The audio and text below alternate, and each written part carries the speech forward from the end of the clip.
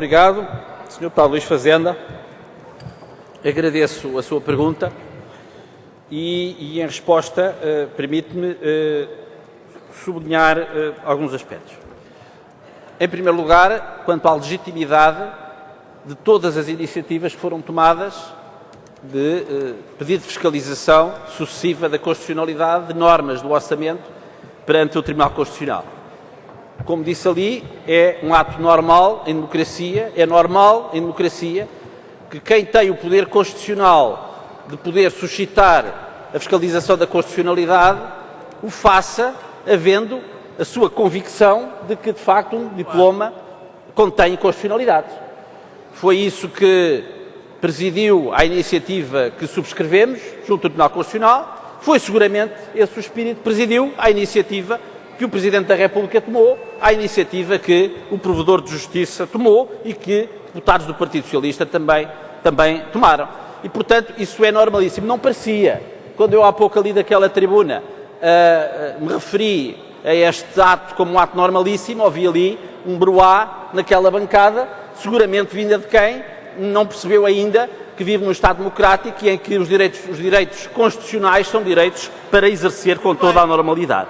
Por outro lado, gostaria de dizer que relativamente às declarações do Sr. Secretário de Estado do Orçamento, elas são de facto inconcebíveis, são daquelas coisas que se ouve mas nem se acredita, é preciso ouvir duas vezes para ver que não nos enganámos, não foi uma ilusão auditiva, ou seja, houve um Secretário de Estado que se permitiu apresentar uma espécie de fatura em milhões de euros sobre os custos de uma eventual decisão do Tribunal Constitucional, o que de facto suscitou da parte de alguns deputados da maioria a sensatez de procurar demarcar-se daquela afirmação, mas de facto da parte do Governo não vimos nenhuma desautorização do Secretário de Estado, o que é de facto lamentável.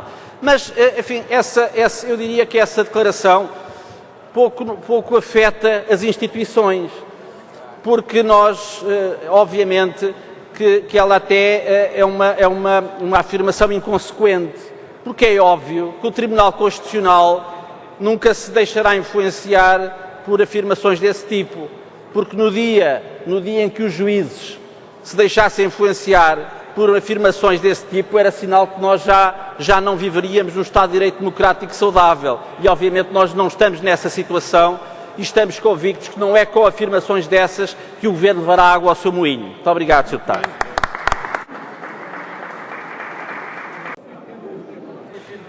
Muito obrigado, Sra. Presidente. Sr. Deputado Paulo Mota Pinto, eu esperaria da sua parte uma intervenção mais elevada sobre esta matéria. Ora bem. Porque o seu pedido de esclarecimento, para além de em grande parte se limitar a tirar os esqueletos do armário, contém falsidades históricas. Porque se há partido que sempre combateu a Constituição de 1976 foi o PSD. Sempre. Aliás, o PSD, e o Sr. Deputado fala de memória histórica, o PSD nem queria que a Constituição, mesmo aprovada na Assembleia Constituinte, fosse submetida a um referendo. Exatamente. Não queria que ela entrasse em vigor. Um plebiscito. E o PSD começou a contestar a Constituição ainda antes de ela ter sido aprovada e continua depois. E mais, e o PSD em 1980 queria, através da eleição presidencial do General Soares Carneiro, consumar um golpe de Estado constitucional contra a Constituição. Portanto, Sr. Deputado, Bem lembrado. Faz-nos falta estas lembranças. Sr. Deputado, não vamos por aí, porque o PSD nunca se conformou com a Constituição, nem ontem, nem hoje, como é evidente. Aliás, do nosso ponto de vista, este orçamento demonstra isso, mas não é por aí que vamos. Agora, Sr. Deputado, há uma coisa que eu concordo consigo, é que o Tribunal Constitucional não se deixa pressionar. E daí que terá reparado o Sr. Deputado, e por isso não se referiu a isso, que na intervenção que fiz, tive o cuidado de não vir para aqui esgrimir argumentos sobre a constitucionalidade do orçamento. Esses argumentos foram esgrimidos aqui no debate parlamentar e esses argumentos É o Tribunal Constitucional que terá que os apreciar, não são para aqui. Neste momento, não é esta a fase em que estamos. Aí estamos de acordo. Agora, Sr. Deputado, termina-me de uma forma, a sua intervenção de uma forma que eu tenho que lhe dizer, Sr. Deputado, a referência ao Sr. Dr. Vital Moreira, ao Sr. Deputado, é caricata. É caricata, para já porque não pode, enfim, porque não pode confrontar-nos a nós com as posições políticas do Dr. Vital Moreira. Se quiser, enfim, pode confrontar o Partido Socialista a que ele pertence. Agora a nós, Sr. Deputado, pelo amor de Deus, Sr. Deputado, o Sr. Eurodeputado Vital Moreira não tem rigorosamente nada a ver com duas realidades.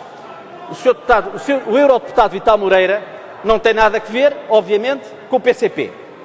E não tem nada a ver também com as posições que, enquanto constitucionalista, sempre defendeu. Exatamente. Porque, de facto, eu diria que estas declarações de hoje do Eurodeputado Vital Moreira são uma espécie de Constituição da República Portuguesa do próprio desautorizada. Porque, seguramente,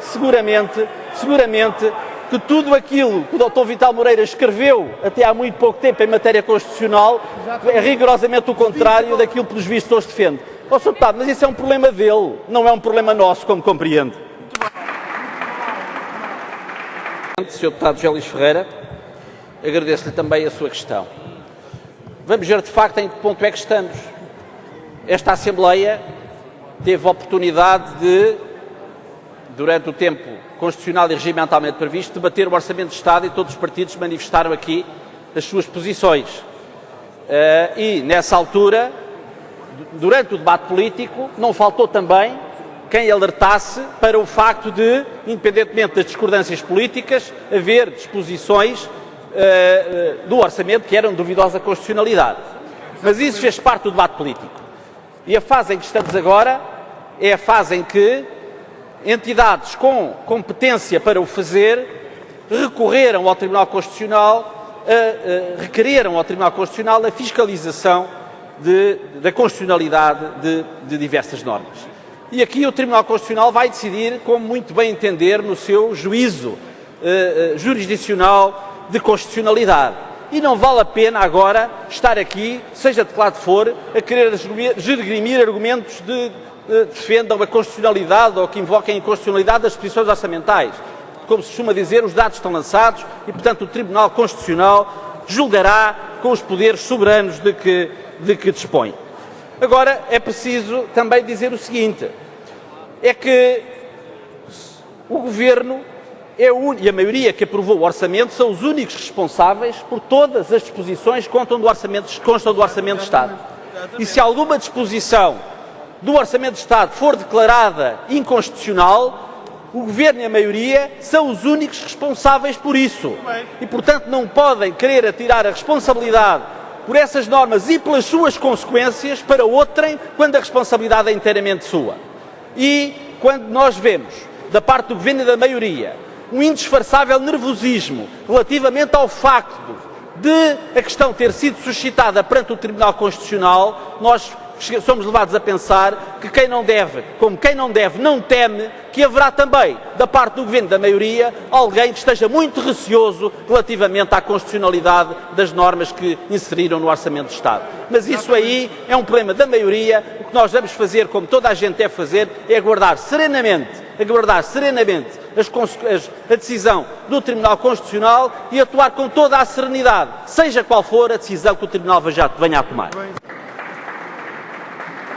Deputado Luís Pita Ameixa, pela sua questão, e a sua questão remete-nos para uma questão muito relevante, que tem que ver com a validade da Constituição enquanto lei fundamental do país.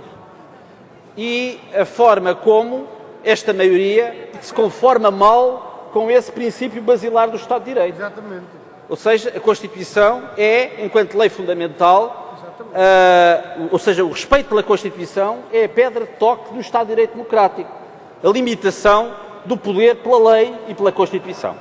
Ora bem, nós sabemos que o PSD convive mal, o PSD e o CDS, aliás, o CDS aí teve a coerência de ter votado contra a Constituição em 76, coisa que o PSD não fez. Preferiu votar a favor com reserva mental.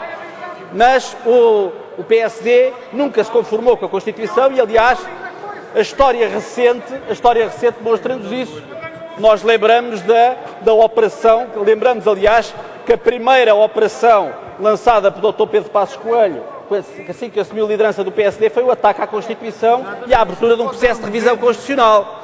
Ora bem, mas aquilo que é fundamental afirmar é que nós não podemos aceitar que Portugal viva num estado de exceção constitucional não declarado. Nós não vivemos em estado de sítio nem em estado de emergência. E mesmo o estado de sítio e o estado de emergência, na sua declaração, têm que respeitar regras constitucionais. Exatamente. Mas nós não estamos numa situação de exceção constitucional em que se possa dizer que, devido a uma situação de emergência, devido a uma grave situação financeira, agora a democracia, ou seja, a Constituição, suspende-se por um determinado período. Exatamente. Isso é inaceitável.